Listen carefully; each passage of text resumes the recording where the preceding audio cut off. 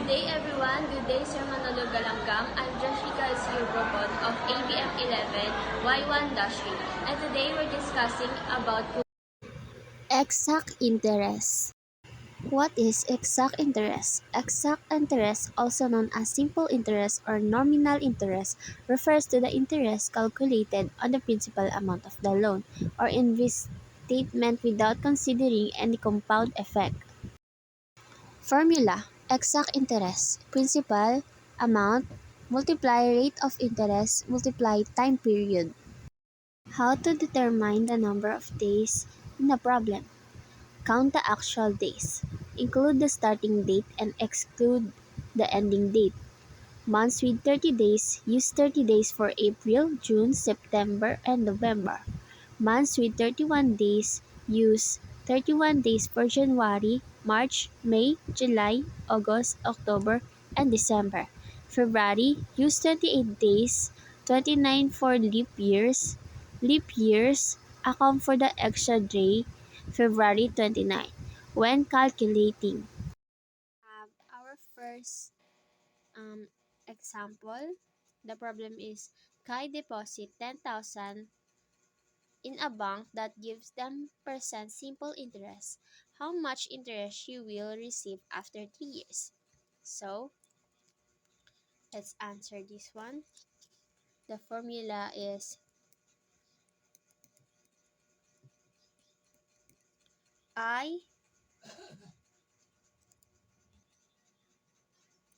I stand for interest is equal to principal, rate, and time. That's the time in the given is 10,000. This is the second example of ordinary interest. The time in the given is 10,000 and the rate is 10% or 0.10% and the time is 3. Now, let's solve.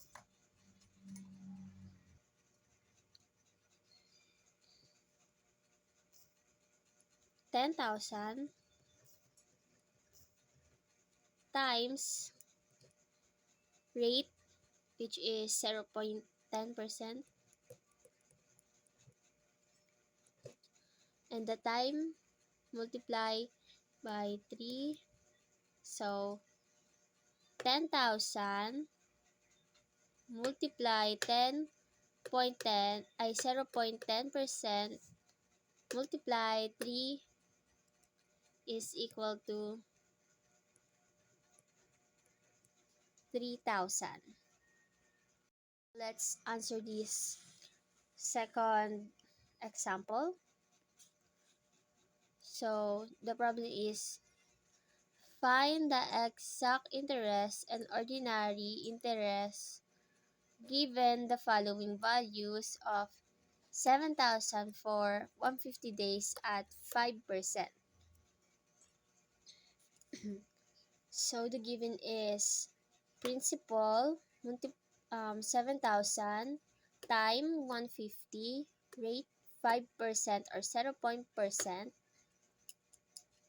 The formula is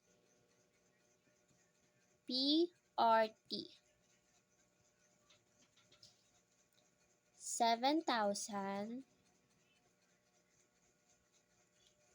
multiply 0.05, which is the rate, and the wait lang.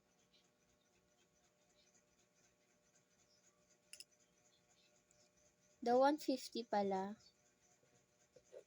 divide sa 365, which is ito yung exact interest.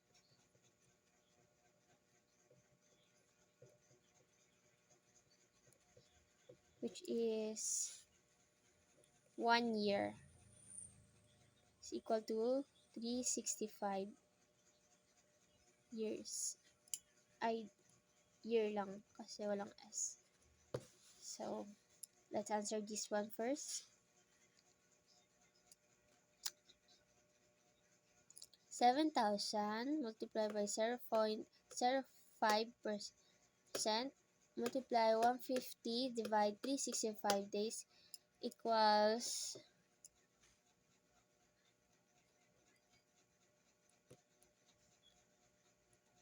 148.84. Let's find the ordinary interest of problem number 2.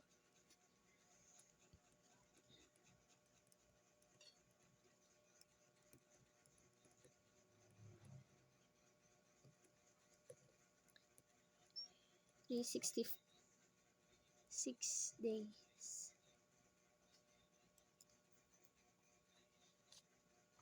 Given is PRT is equal to 7,000 multiplied by 0.05 and the 150.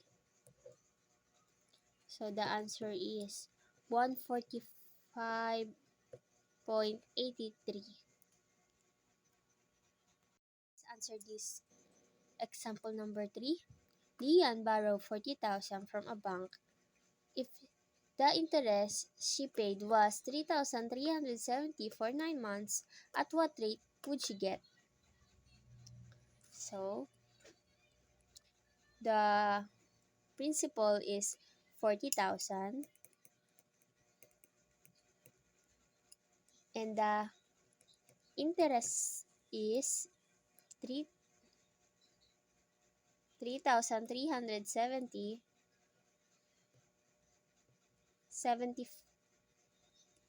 plus the 9 months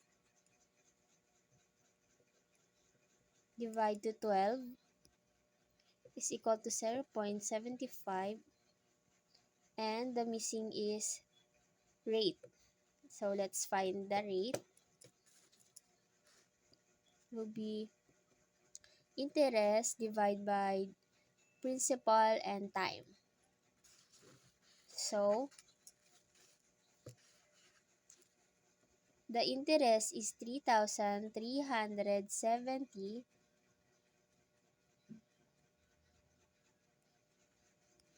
and the principal is 40,000 multiplied by the time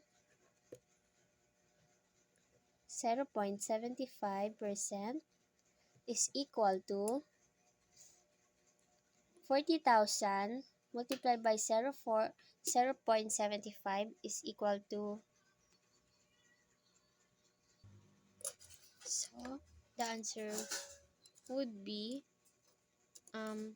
40,000 times 0.75 is equal to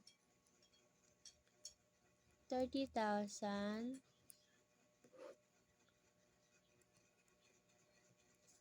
3,370 divide 30,000 is equal to 0.1123. This is the answer. What is ordinary interest? Ordinary interest, also known as simple interest, is calculated only on the principal amount.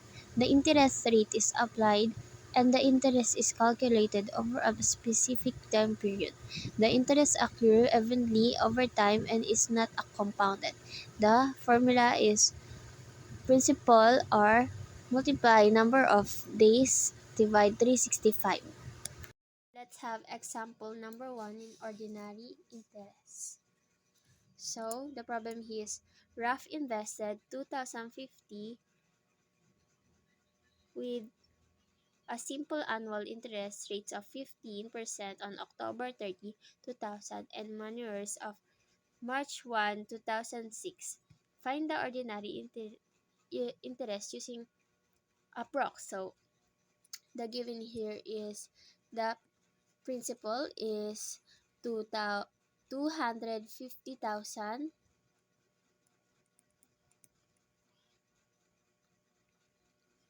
and the rate is 15% or 0.15, and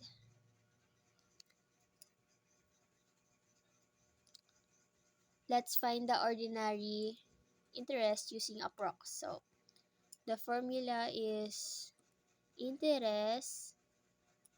We're going to find the interest, and the formula is PRX, number of days, and 360.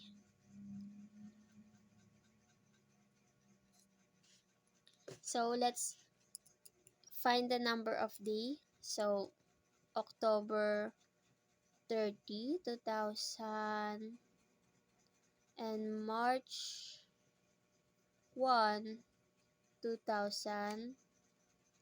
So October, November, December, January.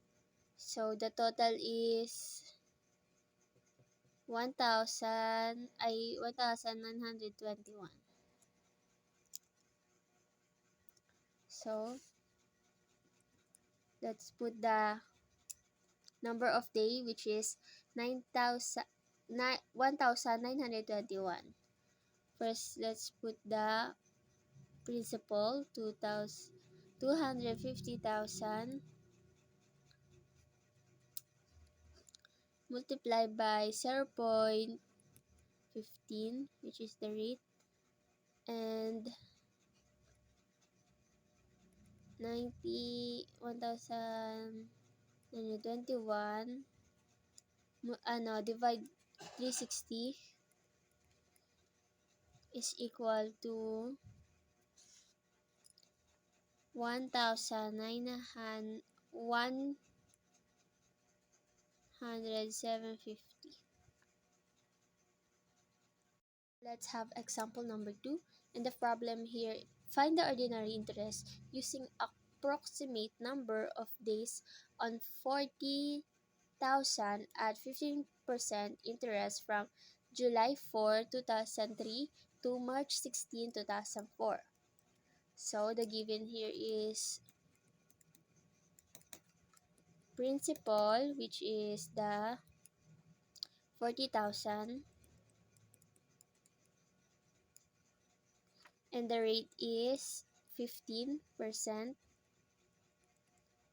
or 0.15, and the day is July 4, 2003 and March 16, 2004. So let's find the approx and number of days.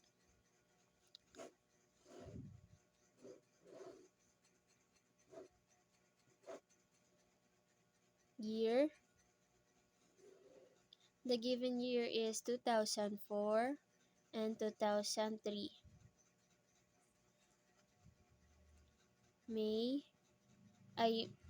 Month, days.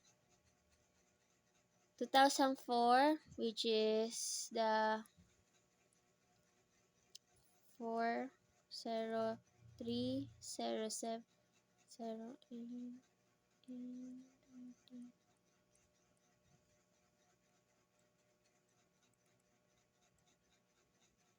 is equal to 252.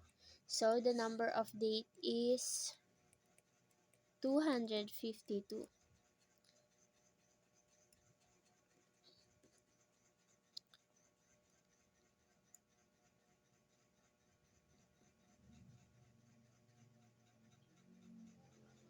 So let's find the interest. Day 360. So pwede na nating lagay dito yung given, which is 40,000 multiply by rate 0.15, and yung day, which is 252, divide 360 is equal to 4,200. Let's answer example number 3.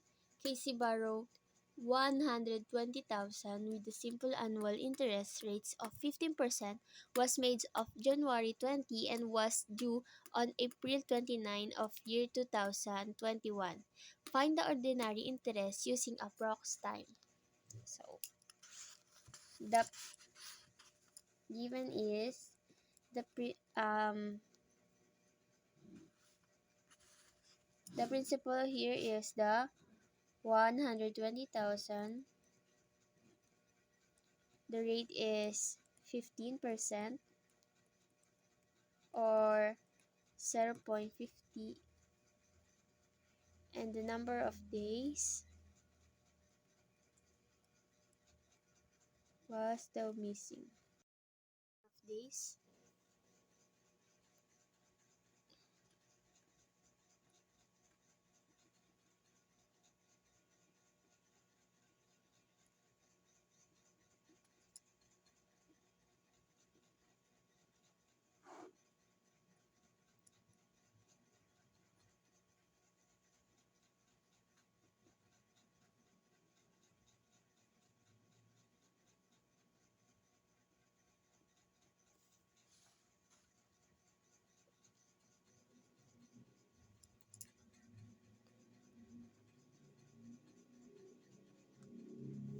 Let's find the interest.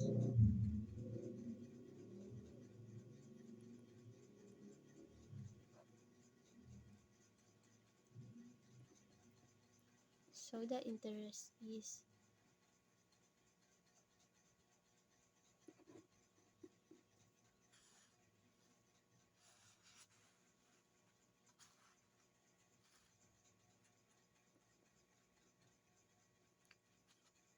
the principal is 120,000 multiplied by the rate, which is the 15, and the days is 99,360. So let's solve. The answer is 495,000. And that's all. Thank you for watching. I hope you learned something in my discussion.